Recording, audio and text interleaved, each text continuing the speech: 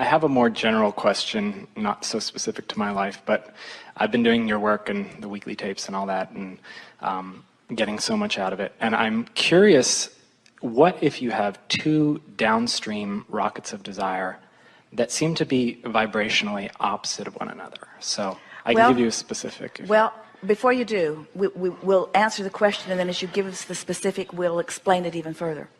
If you have two downstream thoughts, some of the people were talking about that, all of these creative ideas that seem different, but they all feel good, so they're all downstream. Law of attraction will work out the details. And the fact that you've got the downstream thoughts and you're focusing has you pointed downstream, and usually there is a whole other scenario that unfolds that captures the both of them, or even entirely different things. In other words, you're using the downstream thoughts to get to the vibrational escrow that has been in the process of becoming perfect for you. And if you don't get too mentally involved in it, then you get there quickly. For example, in relationship, okay,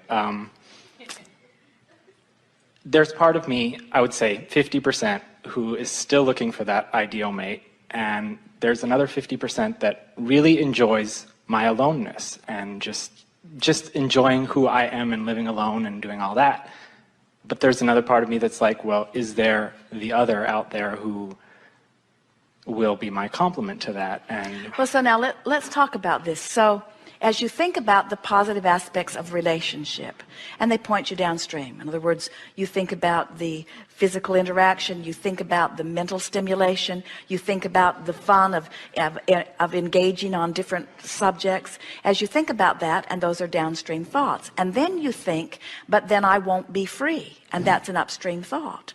So now these downstream thoughts have been put there. They're in your vibrational escrow. So now as you make an effort to do something about this upstream thought by acknowledging that being with another who is compatible doesn't make you feel not free, and coming together with someone who, like you, enjoys independence wouldn't be not free, that what you're really talking about is you don't want a possessive relationship, you don't want a jealous relationship, you don't want a relationship that sucks the life out of you, but there are relationships that, in other words, if you find someone who is wanting the level of relationship and freedom and expansion and joy that you do, then those are all downstream thoughts, you see. And so by being aware of the way you feel, you sift through the thoughts that you are thinking with an ear to the ground about how they feel, and you try to find thoughts that give you relief. Sometimes a thought such as, well, I don't have to make the decision right now, or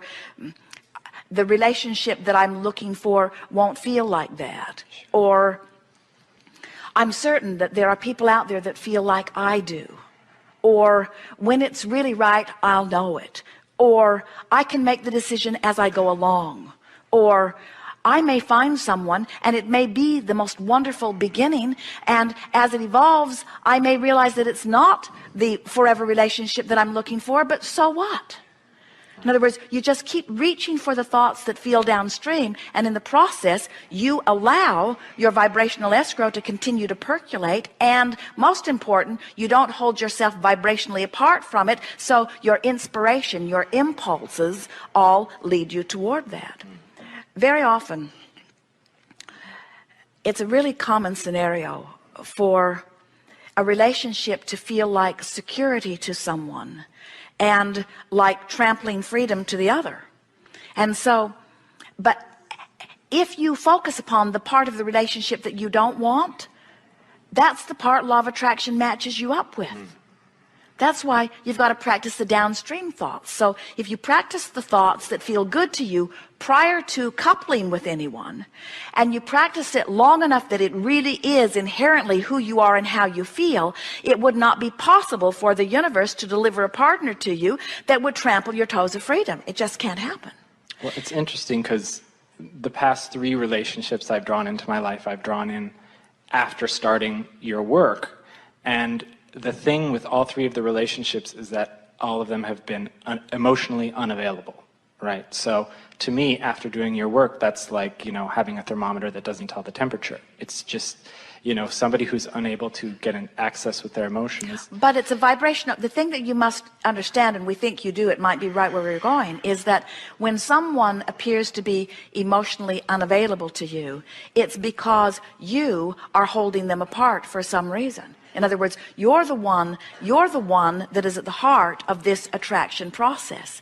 And when you say the last three, it's easy to understand because you saw it in that one and amplified the vibration, which meant you attracted it in the next one, which amplified it more and attracted the next one. We would like to find some way of getting it through your head and everyone else's, that through all of the experiences you've been having, you have incrementally and with terrific detail let the universe know exactly what you're looking for. And every time you feel negative emotion, you are defying your own desire. So you say, oh, but wait, I'm only feeling negative emotion because I'm looking right at something that is opposite of what I want. And we say, doesn't matter what excuse you're using. Right. And further, we notice with most of you, the majority of your contradictory thought is not as a result of looking right at someone performing some behavior. It's what you're mulling over in your mind afterward, you see. So you want to begin to just train yourself into the expectation that the universe knows even better than you could articulate exactly what you're looking for.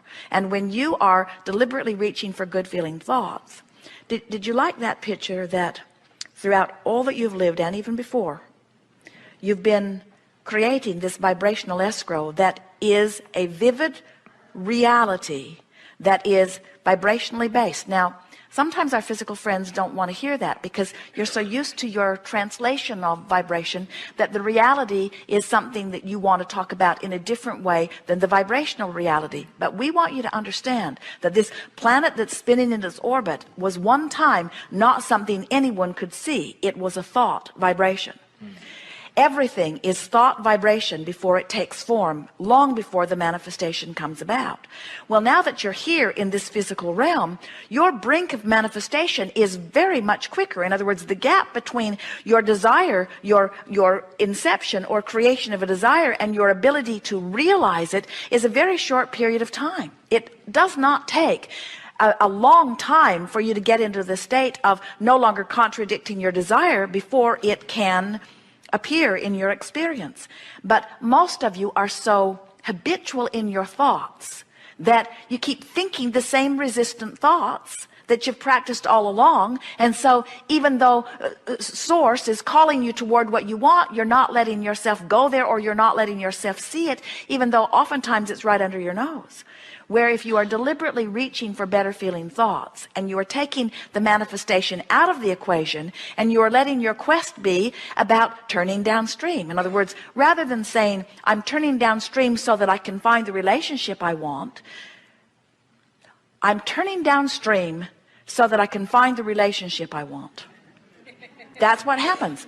I'll apply this process so that I can get something that I don't have.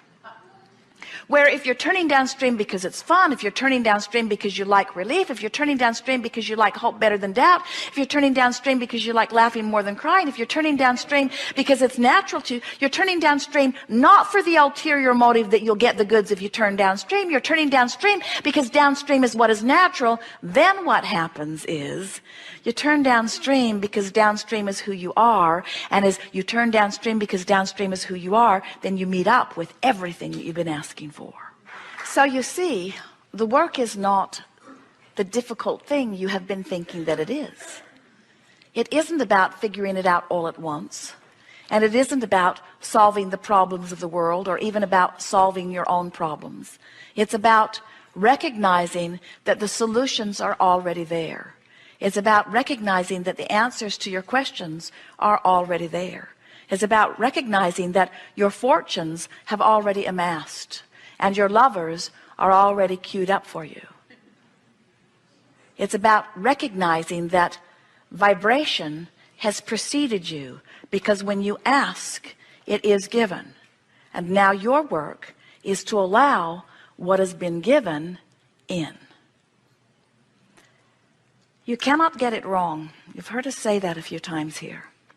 And something that we've been feeling from you, it's really an interesting thing. So many of you come to this paradise in the quest to relax and lay back, and then you become the most intense people on the planet.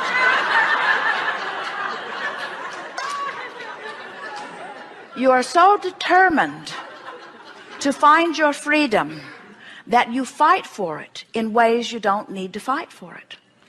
In every bit of fight or struggle or quest, you're pointed upstream. In every bit of relaxing and allowing and breathing and trusting, you are downstream. When you hope, you're more downstream than when you doubt.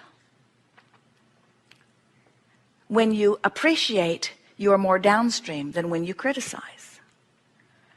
When you laugh, you are always more downstream than when you cry. When you look into your past, you are usually more upstream than downstream. When you look into your future, you are usually more downstream than upstream. When you look into your now, where all of your power is, you have the choice. But the choice isn't a great thought as opposed to a bad feeling thought.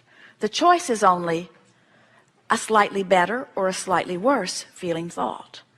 And that's what you want to tune yourself to. You want to tune yourself to, is this an improved thought or not? Esther is driving down the highway in the monster bus with the car in tow, wailing at speeds we cannot tell you. We really can't tell you. The speedometer doesn't go that far sometimes. And Jerry is in the back, clinging to life, doing some project, working on something. And Esther will think of something that she wants to tell him, but he can't hear her. She was honking the horn, but it was scaring drivers off into the bushes. So she found a button that she can push, that when she pushes it, it turns all the lights on. And when she pushes it again, it turns all the lights off. So he sees the lights go on and off, and he realizes Esther has something to say. So he puts away whatever he's doing and makes his way all the way to the front of the bus and says, yes, you have something you want to say? And Esther sometimes says, oh, never mind. It was an upstream thought. And we say, isn't it nice that he was all the way in the back of the bus? Because if he'd been sitting right there next to her, she just would have blurted it out. And then he would have either agreed, which would have made it more upstream, or disagreed, which would have made it more upstream for Esther. In other words, when you've got an upstream thought and you start talking about it, it always becomes more upstream. But the fact that it took him a while to get there gave her an opportunity to realize that it was upstream and to begin making another decision. And that's what we wish for you. We wish for you to realize that you have an option of feeling a little worse or feeling a little better, and that's all that the art of allowing is.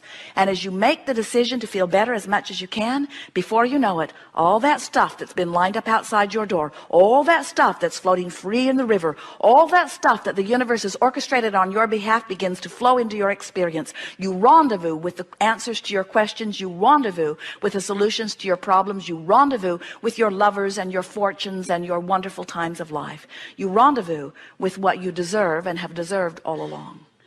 And we take such delight in watching the rendezvous. But do you know, we're taking delight already in what you've amassed. And if you have to croak before you catch up, that's fine with us. But this gathering is about showing you how to catch up now, if it is your desire.